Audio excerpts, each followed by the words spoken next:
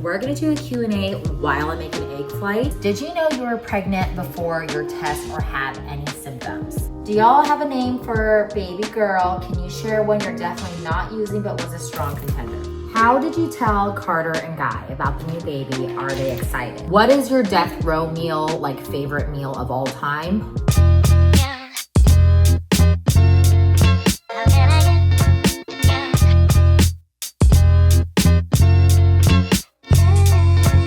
The time has come. We're gonna do a Q&A while I'm making egg flight. A special thank you to Happy Egg for sponsoring this video. We're gonna start by boiling some eggs, and I'll move directly to my first question. Do you like being pregnant? I'm 6 weeks today. I love your vids. Thank you for being here, first of all, and congratulations. 6 weeks is really early, and I feel like when you're that early, it can be very bewildering. It's such a big change. To answer your question, do I like pregnancy? I would say not really. The first time was the toughest time, and pregnancy number 2 and this one, number 3, have been a lot easier mentally and emotionally. So overall, I'd say the first time I hated it. The second and third time, it got a lot better, but by no stretch would I say that I like it. There are a lot of people out there. I have a lot of friends that like really love being pregnant, and that's definitely not me. I think it's super special. I think that it's miraculous. I think this being my last one, I've treasured every moment, but I wouldn't say that generally I'm a person that's like, I love being pregnant. I like to boil these for 7 minutes exactly. After the water boils, I put the eggs in, then I set a timer. Alexa, set the timer for 7 minutes. 7 minutes. 7 minutes. Starting now. Well done. Empty that water out immediately. Fill with some ice cold water. Now that these have cooled, we're gonna peel them. And while I do that, I'll answer the next question, which is, are you planning on getting a bigger car when the baby arrives? This is an excellent question because Kevin and I have been going back and forth. As most of you know, we drive Mazdas, and because that is where he is an engineer at. So right now we have their biggest model, which is the CX-90. And so if we wanted a different car, we would have to get a completely different car, which is not out of, like, it's definitely an option. We're just going back and forth because technically we have a third row that goes up. But once that third row goes up, you can't fit anything else in the trunk. Like, there's no storage. Obviously, by the nature of having 3 kids, is very difficult. Especially when we do stuff like go to Disneyland, we need like some back area to store the strollers, all the other supplies, diapers, things that you need. Not to mention for Carter's sports, we need like stuff for that. Anyway, so we're debating right now whether or not to get the next level up, basically, which, like I said, is not out of the realm because we are about to have 3 kids. And I feel like when you have 3 kids, you do need to think about stuff like getting a level up for the size of your car. And I think the next level up would be something like, you know, like a Tahoe minivan situation. And I love it. I feel like the bigger the better because I love all the space and I love the room for storage. I'll keep you guys posted, but for now, it's a maybe. Next question is, did you know you were pregnant before your test or had any symptoms? I never have any symptoms. I've answered this question many times. I feel like I'm just one of those people. For all 3 pregnancies, I never had any symptoms of pregnancy before or during. I could have easily been one of those people that did not know I was having a baby until I had one, if I wasn't trying to get pregnant and just constantly taking pregnancy tests. And everyone thinks it's a great thing to not have symptoms, but the draw, and it's obviously, I feel blessed to not be sick, but the drawback is that I'm always very nervous for the beginning of pregnancy because I feel like still uncertain of the viability of the pregnancy because I don't have any symptoms keeping me feeling like I know for certain that I'm pregnant. There's no reassurance. so we're gonna cut these half. Look at these amber yolks. A happy hen makes a happy egg. Okay, now for the toppings.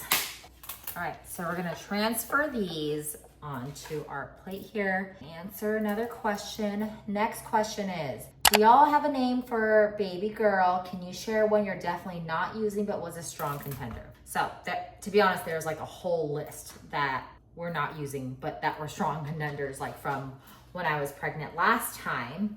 And I've shared a couple of them before, and they are, one is Faye and another one is Josephine. We definitely won't be using them because so many people around us have used them. And I'm not even the type of person that I have to have a name that nobody has. But I think we can all agree that if there's more than 2 people that are in like your everyday life with that name, it kind of kills it a little bit, you know? And have we chosen a name yet? Not quite yet. We definitely have some contenders, but it's tough. We're a struggle bus with the name for baby number 3. At this point in both other pregnancies, we've definitely already chosen a name. It'll come to us. All right, so we have our 6 beautiful eggs here, and we're just gonna salt them. Let's find our next question. So this next question is, are you avoiding any food pregnant or have not wanted certain foods during this pregnancy? And the answer for both is no. I'm not avoiding any certain foods, and I haven't not wanted any specific foods. Yeah, I haven't had any food aversions, luckily. Again, going along with the whole symptoms thing. I feel like I don't have a lot of the more common symptoms, which is good. Again, I think that's great. I just haven't had any foods that gross me out or anything like that. So for each egg flight I do, I like to do different themes. And for today, we are gonna be doing a dinner for breakfast. So like a dinner theme, but dinner for breakfast, the breakfast component being the egg part with my beautiful happy eggs. So we're gonna start strong with steak, perfectly cooked. Just pop this right on top of the egg. And we're gonna go through as I eat each one and rate it. The next one we have is gonna be a chicken cordon bleu. So we have some chicken breasts here, cheese, and ham. That'll all go on top. Next, we have, and actually I'm very excited for this one, mashed potatoes. I just feel like that is such a staple for dinner, at least in our household. So I'm gonna put mashed potatoes on top of one egg there. And then we have a salmon. Another dinner that's common in my house is salmon. So we got salmon and a little asparagus.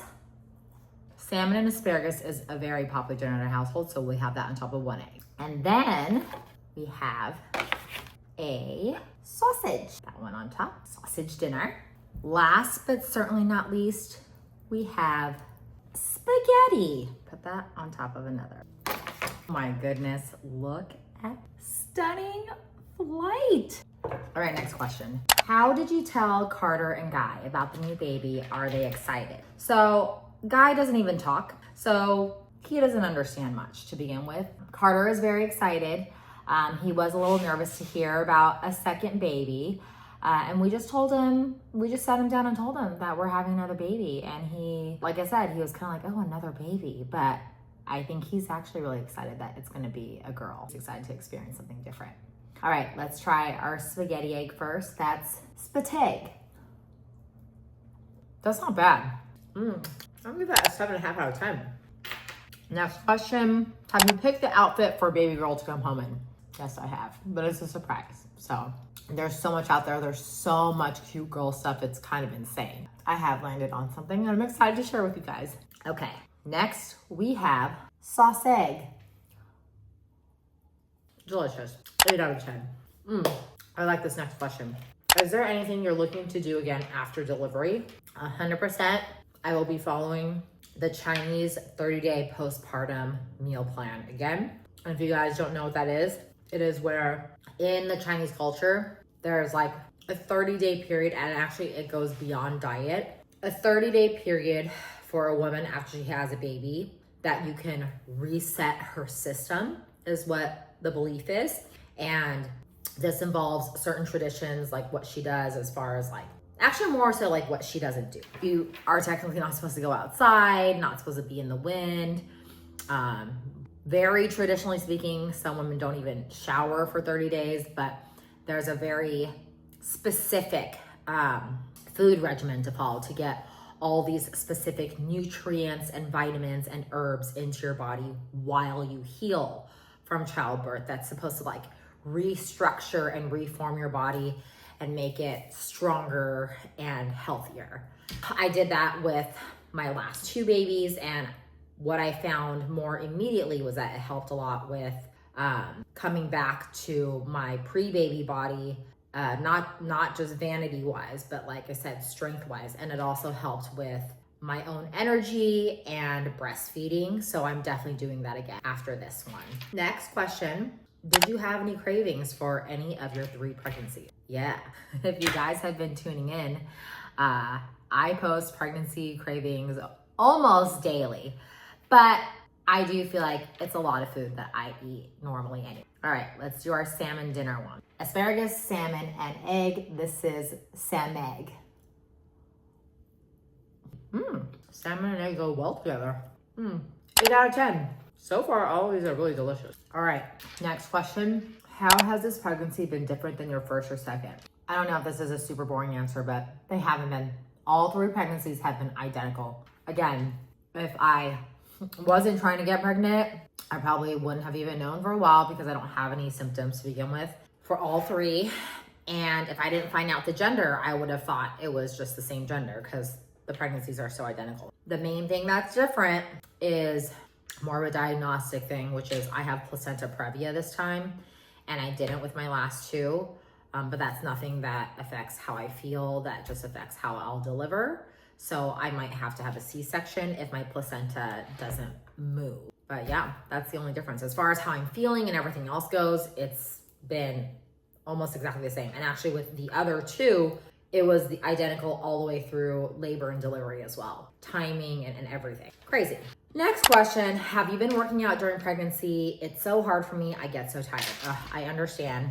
And no, I haven't been working out this pregnancy because of the placenta previa I was just talking about. When you have placenta previa, actually, depending on how severe it is, some women are even on bed rest. I am not on bed rest, but they definitely have restricted my working out at all. They said, do not work out at all, because placenta previa is when the placenta is just low lying, like right above your cervix. So they don't want any pressure, any impact, anything to risk it being ruptured, because obviously if your placenta ruptures, then that will affect. Any room changes or baby room themes for the girly pop? Yes. I mentioned before, I was going back and forth, but I finally decided to have the 2 babies share a room.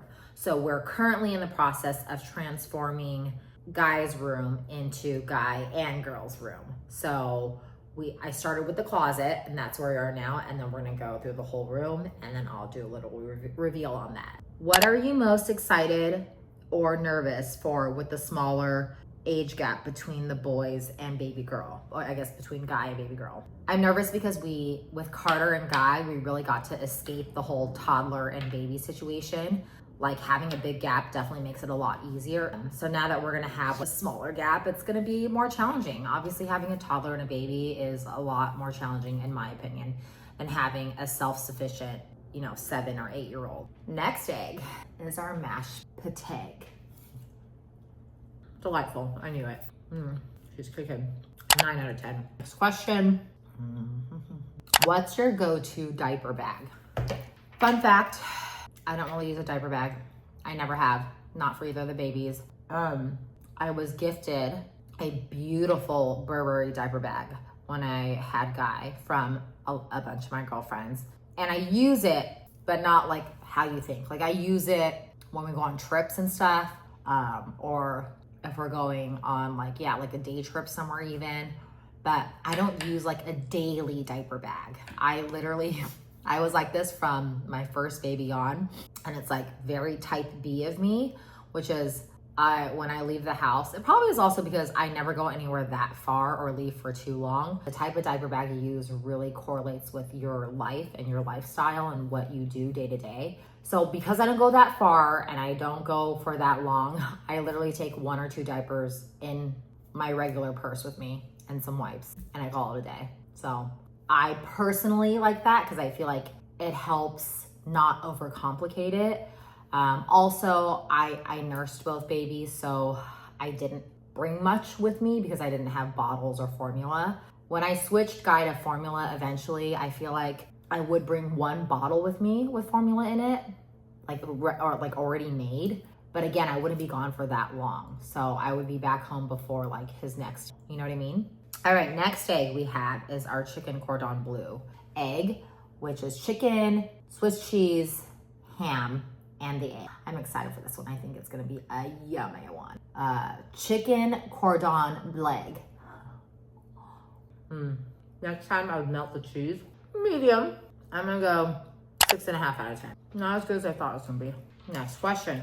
Rank these fruits: bananas, strawberries, and raspberries. So I think you guys have gotten the wrong impression with my banana cravings, that I like love bananas or something. Because I don't. I just like really got addicted to like banana flavored like desserts and drinks. The fruit itself is okay, but it's not really about that. Overall, I still really like bananas as a fruit though, because I think they're really versatile. So if I had to rank those 3, strawberries number 1, I still go bananas second, and then raspberries third. What is your death row meal, like favorite meal of all time? This is a very frequently asked question, and I answer it all the time, and my answer will never change, and that is gonna be hot pot. Like Chinese hot pot, where you cook your vegetables and meat in broths and then eat it over rice. So good. All right, here we go. It's gonna be good old steak and egg. Steak. I probably could cut that steak smaller. 7.5 out of 10. Last question, which I think is very appropriate for this egg flight challenge. What is your favorite egg dish? That is tough because I like so many. I love eggs. Obviously, any egg dish made with happy eggs. But I will say, and this is slightly influenced by how good your eggs are. And if you have really good eggs, like the happy eggs with the amber yolks, my favorite dish has to be eggs like done over easy and dipping my toast. A little salt, flaky salt. Ooh, there's nothing better. Anyways, thank you for joining me for this fun Q&A and egg flight session. I love you so much. Goodbye.